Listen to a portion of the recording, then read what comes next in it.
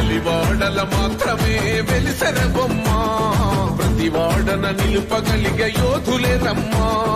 ఒక వాడకి పరిమితమా అంబేద్కరుడు ప్రతి వాడికి హక్కులను పంచినవాడు తను రాసిండు రాజ్యాంగం దేశం కోసం